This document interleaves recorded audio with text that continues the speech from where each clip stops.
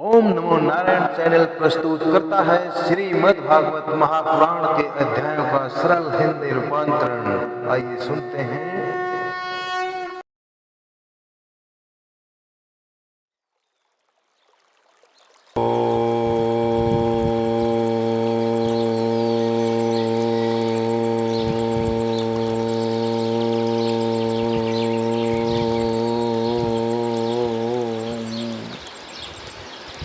नमो भगवते वासुदेवाय। अब हम श्रीमद् भागवत महापुराण के द्वितीय स्कंद के तृतीय अध्याय का पाठ करेंगे, जिसमें महाराज परीक्षित को श्री सुखदेव जी बताते हैं कि किन किन देवताओं की पूजा से हमें क्या क्या अर्जित होता है।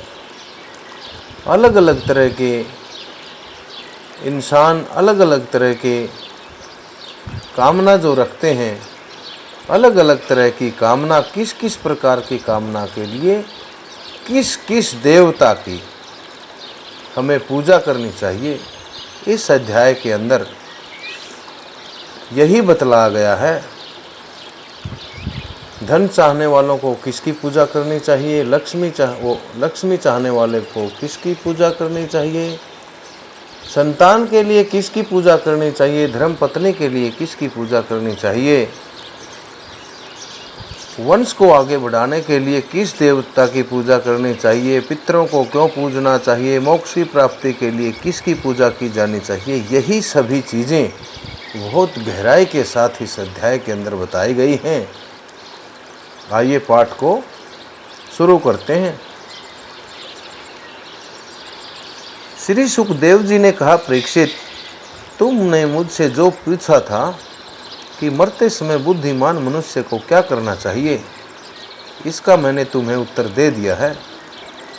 अर्थात इस प्रश्न का उत्तर श्री सुखदेव मुनि श्रीमद् भागवत महापुराण के द्वितीय स्कंद के द्वितीय अध्याय में दे चुके।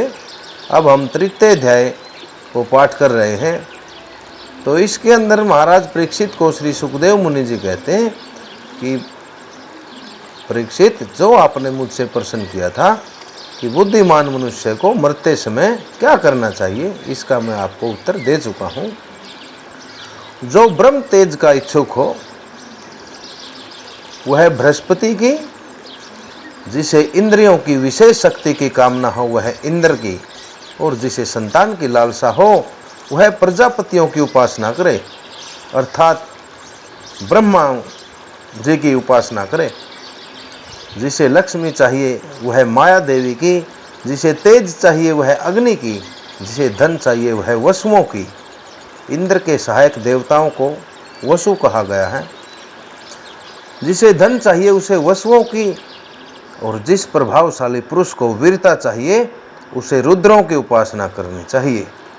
रुद्रों से अभिप्राय यहाँ शिव से है।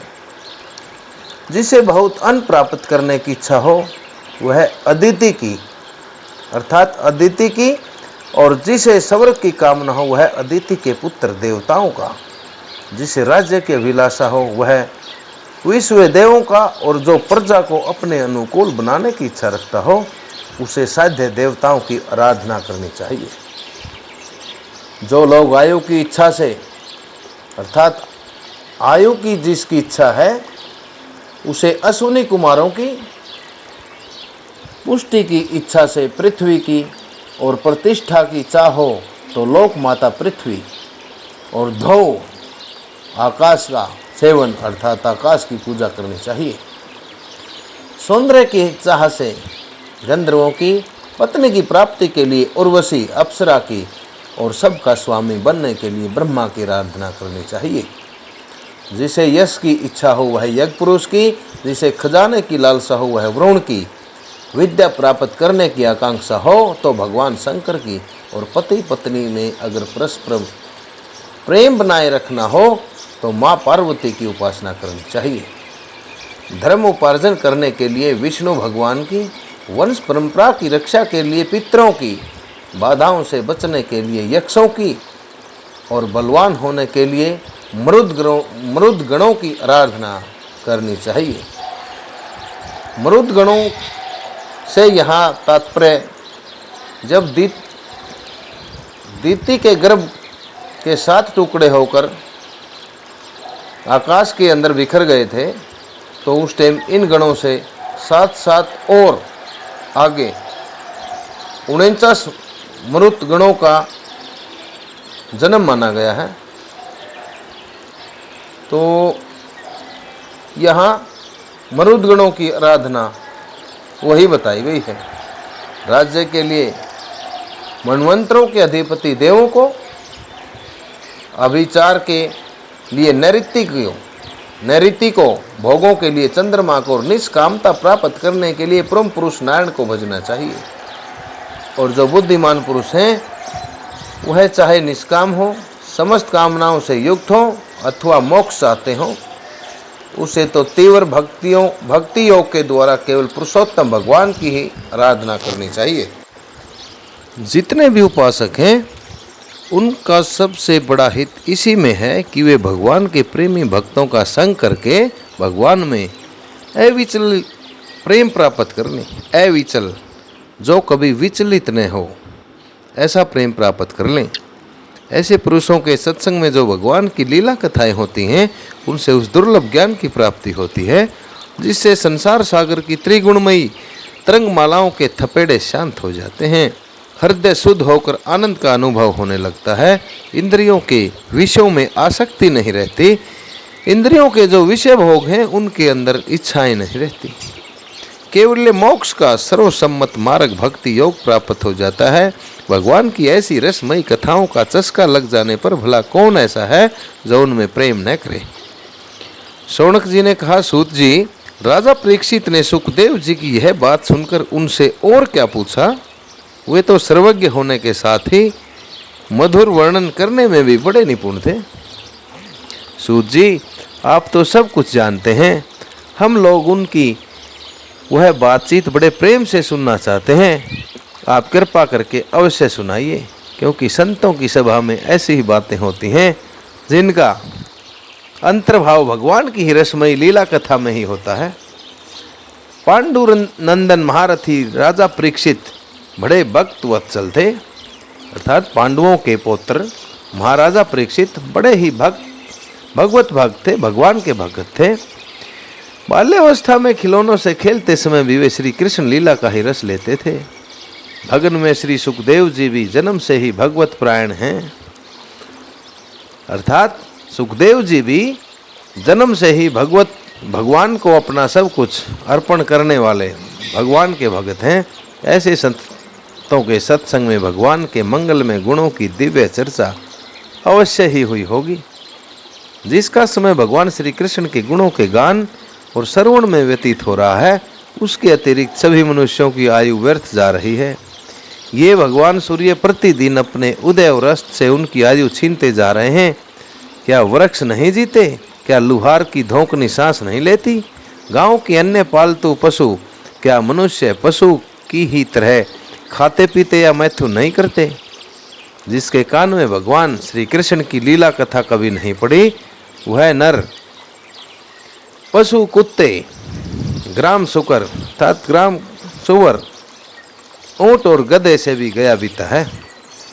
सूत जी, जो मनुष्य भगवान श्री कृष्ण की कथा कभी नहीं सुनता, उसके कान बिल के समान हैं। जो जीव भगवान की लीलाओं का गायन नहीं करती, वह मेंढक की जीभ के समान ट्रटर करने वाली है। उसका तो न रहना ही अच्छा है। जो सिर कभी भगवान श्री कृष्ण के चरणों में झुकता नहीं, वह रेशमी वस्त्र से सुसज्जित और मुकुट से युक्त होने पर भी बोझा मात्र ही है। जो हाथ भगवान की सेवा पूजा नहीं करते, वे सोने के कंगन से भूषित होने पर भी मुर्दे के ही हाथ हैं। जो आंखें भगवान की याद दिलाने वाली मूर्ति, तीर्थ, नदी आदि का दर्शन नहीं करती, वे मोरों की पंख में बने हुए आँखों के चिन्ह के समान निरर्थक हैं। उनका कोई अर्थ नहीं है। मनुष्यों के वे पैर चलने की शक्ति रखने पर भी न चलने वाले पेड़ों जैसे ही हैं, जो भगवान की लीला सथलियों की यात्रा नहीं करते। जिस मनुष्य ने भगवत प्रेमी संतों के चरणों की धूल कभी सिर पर नहीं चढ़ाई, वह जीता हुआ भी मुर्दा है। जिस मनुष्य ने भगवान के चरणों पर चढ़ी हुई तुलसी की सुगंध लेकर उसकी सराहना नहीं की, वह श्वास लेता हुआ भी सांस के बगैर सब के समान है। सूत जी, वह हृदय नहीं लोहा है जो भगवान के मंगल में नामों का श्रवण कीर्तन करने पर भी पिघल कर उन्हीं की ओर बह नहीं जाता। जिस समय हृदय पिघल जाता है उस समय नेत्रों में आंसू छलकने लगते हैं और शरीर का रोम रोम खिल उठता है। प्रिय सूत जी, आपकी वाणी हमारे हृदय को मधुरता से भर देती है। इसलिए भगवान के परम भक्त आत्मविद्या विशारद श्री सुखदेव जी ने परीक्षित के सुंदर प्रश्न करने पर जो कुछ कहा वह संवाद आप कृपा करके हम लोगों को सुनाइए। इस प्रकार श्रीमद् भागवत महापुराण के अंदर पारम हंस्याम संहितायाम द्वितीय सकंदे तृतीय अध्याय ओम नमो भगवते वासुदेवाय, ओम नमो भगवते वासुदेवाय। इस अध्याय के अंदर श्री सुखदेव जी ने बहुत ही गहराई के साथ ये बताया है कि किस इच्छा पर किस देवी की, किस देवता की और पितरों की किस किस अवसर पे हमें पूजा करनी चाहिए। ये श्रीमद् भागवत महापुराण का पावन अध्याय सभी भक्तजनों से प्रार्थना है अपने सगे संबंधियों को शेयर अवश्य करें और श्रीमद् भागवत महापुराण सनातन धर्म की इस बहुत बड़े पुराण की प्रसारता के लिए, महानता के लिए इसको आगे शेयर जरूर करें। चैनल को कृपया सब्सक्राइब करें। ओम नमो भगवते वासुदेवाय, ओम नमो भगवते वासुदेवाय।